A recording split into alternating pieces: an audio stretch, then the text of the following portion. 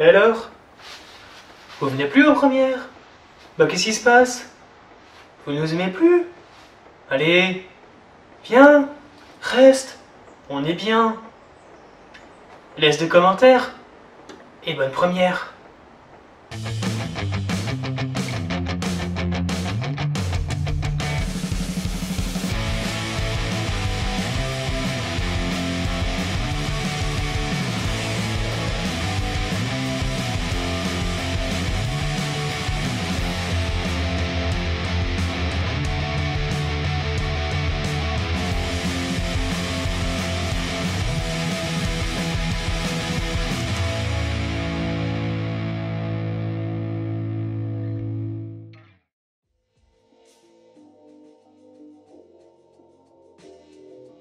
Salut à tous et bienvenue pour cet épisode 6. Wow, 6 épisodes déjà. Ça passe vite et on attend toujours certaines réponses. Bon, outre le fait que Valkyrie possède une nouvelle forme et que Jim devient notre cinquième et dernier Kamen Rider. Enfin, pour le moment, hein, mais bon, ça on y reviendra plus tard. L'épisode est la suite directe du 5 parce qu'on retrouve dedans des personnages qu'on nous avait déjà introduits, c'est-à-dire Kanazawa, donc le mec qui était en train de concevoir son Umagear, et évidemment le Umagear qu'il a conçu. Cet Umagear du nom de Seine est de type Seiyu, c'est-à-dire doubleur, dubleuse. Comédien de doublage, peu importe le terme, on est tous d'accord. Ok, mais bon, tout n'est pas rose au pays des Umagear, parce que son propriétaire, comme je disais, Kanazawa, a enfreint la loi. Pas bien. Notamment celle de l'article 6 des lois spéciales sur l'intelligence artificielle. Il est interdit de donner l'apparence physique d'une personne sans son consentement. Ah ouais, quand même. Ah, ça rigole pas là. C'est intéressant car c'est un sujet qu'on n'avait plus abordé depuis l'épisode 2. Donc c'est cool de continuer à creuser aussi sur ce sujet-là, comme preuve que rien n'est laissé à l'abandon. Donc c'est top. Par contre, voilà, on parle de crimes, tout ça, mais dans l'épisode on va pas voir les risques encourus quant à cette violation. C'est dommage, on aurait pu, aller un peu plus loin. Et oui, Kanazawa a donné le visage de sa fille décédée il y a 3 ans à son Umagear. Et le pire, c'est qu'il se comporte véritablement comme un père avec elle. C'est glauque. Très glauque. En passant, c'est interdit, mais le papa Umagear Naruto, on en parle? Ouais? C'est quoi le délire? Papy, c'est un rebelle, genre... anarchie, fuck la société, fuck la police, toutes ces conneries, je suis un gros rebelle, je donne le visage de mon fils pour qu'il élève mon petit-fils. Ok, il y a certaines personnes qui ont plus d'avantages que d'autres peut-être. Ceci dit, il se passe quand même un truc pas clair avec Seine. Parce que déjà à un moment on la reboot, puis quand on redémarre, c'est pas la programmation Umagear qui prend le dessus. Elle s'adresse directement à Kanazawa en tant que papa. Voilà, comme si elle était quelqu'un d'autre, comme si elle était humaine. Et même pire, plus tard, elle va avoir des réminiscences du passé de son moi humain. Une mémoire qu'elle n'est pas censée avoir. Qu'est-ce qui se passe? Je crois pas que dans la série on ait déjà parlé d'un truc du genre, comme téléchargement de la mémoire d'une tierce personne ou autre. C'est un peu flippant. Qu'est-ce que vous en pensez? Dites-le dans les commentaires. Non, je veux savoir, parce que là, si on doit crever dans cette galère, autant crever tous ensemble. Sérieusement. Les Umagear se révèlent. Ensuite, parlons un peu du thème de la paternité, un thème qui était abordé en fin d'épisode 5, mais laissé en suspens, parce que c'était la fin d'épisode. Voilà, donc ce qui n'aide pas du tout. D'un côté, on a Kanazawa et Seine, une belle relation, où un père est prêt à tout pour défendre son enfant, la protéger, une belle leçon de vie, d'amour. Et je ne peux pas m'empêcher de plaindre ce pauvre homme parce qu'il aura perdu 2 fois sa fille. Une première fois en tant qu'entité humaine et une deuxième fois de son moi Umagear. Parce que oui, malheureusement, elle est la victime de la semaine et elle se transformera en Gaelo. Issue du Rheobatrachus silus, une espèce de grenouille terrestre qui s'est éteinte pendant les années 80, connue pour élever leurs petits dans leur estomac. Ce qui fait sens parce que, souvenez-vous, lorsque le Umagear attaque, il crache donc des petites grenouilles. Et le rapport est là, ça peut être qu'un détail, mais bravo au scénariste d'y avoir pensé. Ah non, clairement, bien joué, très bien joué. Petite observation, Galoomagia est le premier monstre de type grenouille qu'on le voit depuis Carnador Kiba. Et de l'autre côté, on a Holobi qui n'a absolument pas la fibre paternelle. Bon, en même temps, sa paternité ne tient que dans le fait qu'il est le père concepteur de Jin. Ah, parce que oui, on se posait la question la semaine dernière. Et bien là, on a la réponse. Donc Jin est bien Umagir. Et pour ceux qui se posaient la question, elles sont où les oreilles Umagir? Tu sais, ils portent une capuche, donc elles sont possiblement cachées. Bon, c'est pas forcément décevant, c'est juste un peu dommage, mais bon, on peut pas tout le temps être original. Ce qui me permet de rebondir, car une nouvelle fois, avec de nombreux personnages, on peut avancer le fil rouge sur l'éveil et l'humanisation des Umagir.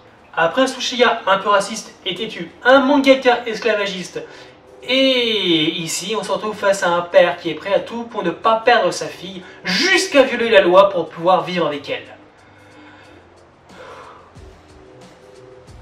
Je chiale, putain!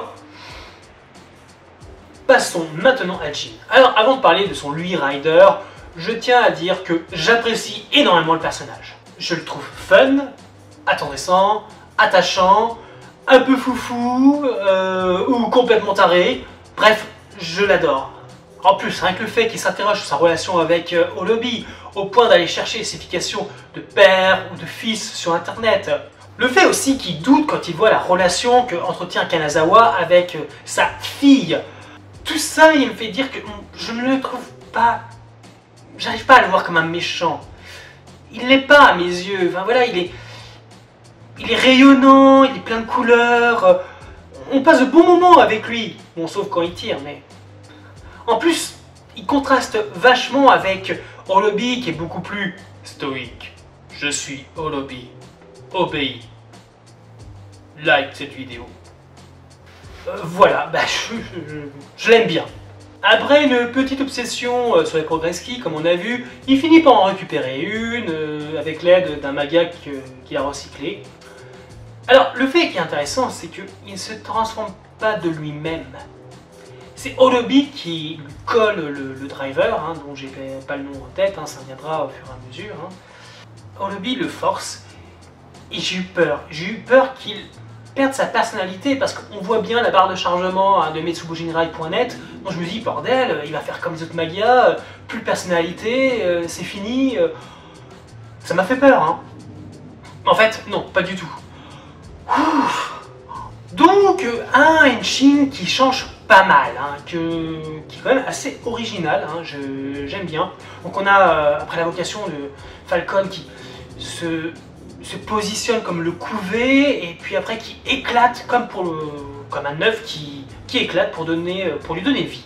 C'est pas faux que quand on devient un Kamen Rider, c'est un peu on commence une nouvelle vie, on s'ouvre à une nouvelle perspective d'avenir. Donc je sais pas si c'est lié, mais c'est bien vu. Le costume est donc intégral sur lequel les morceaux d'armure vont venir se placer quand les tendeurs qui les fixent se resserrent. C'est amusant ça, cette espèce de tendeur là, les machins un peu dans tous les trucs là. Rien à dire, j'adore, je trouve ça original et puis il est quand même puissant parce que il te claque Haruto en 2-2 là, impressionnant. Après ça, j'ai de très beaux combats à l'avenir. Et pour finir, eh bien, la nouvelle forme de Valkyrie, Lightning Hornet, dont j'ai raté la précommande Pardon. Qui lui est donné par Mr. White, aka le possible président de Zaya Enterprise, aka le possible Commander Tozer. Ce n'est pas une surprise, j'adore. La forme est magnifique. En plus, on nous annonce que cette forme-là est 200% plus forte que sa forme de base, Cheetah. Ok, donc elle est rapide, puissante, ils ont même poussé le vice jusqu'à vraiment mettre le bruit des ailes quand elle vole, oui parce qu'elle vole en plus. Voilà, j'adore. Et donc pour rejoindre mon poteau Aaron GG, je tiens à dire qu'il a raison sur le fait que les formes supplémentaires, on va dire ça comme ça pour le moment, sont beaucoup plus belles, beaucoup plus intéressantes que les formes de base. Et donc du coup, j'ai eu qu'une chose à dire, c'est faites des figartes, je veux des figartes. Bandai, entends-moi, figartes, Figart. Voilà, un très bon épisode. Encore une fois, je vous l'ai dit, ça risquerait d'être ma conclusion très souvent. Vous n'y échappez pas, c'est comme ça. J'ai adoré l'épisode. Voilà, j'ai vraiment rien à dire. Pour moi, là, 6 épisodes de pur bonheur. Rien n'est laissé à l'abandon, ça fait plaisir. Un épisode cependant où Aoto n'a pas servi à grand chose. Et même un épisode où il a fait des erreurs. Son bon fond et son humanité l'ont forcé à prendre une mauvaise décision, un mauvais jugement qui va payer à la fin. Bon, ça se finit bien, mais ça aurait pu se finir beaucoup mieux. Mais j'aime ça, un héros qui n'est pas infaillible est un héros qui apprend. Et c'est comme ça qu'on devient plus fort. La semaine prochaine, on se retrouve avec un prof au sang chaud et un ours polaire qui tentera de refroidir ses ardeurs. Je vous souhaite une bonne semaine et je vous dis bye les couvards.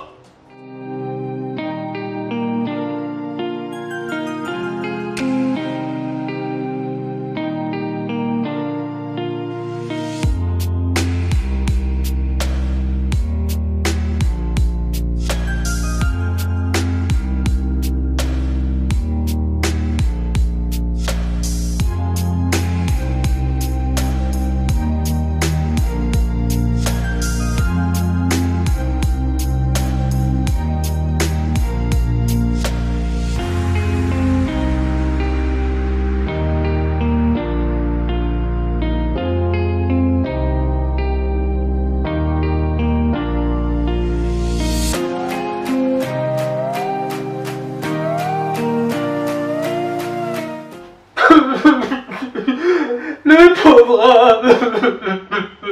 Le pauvre.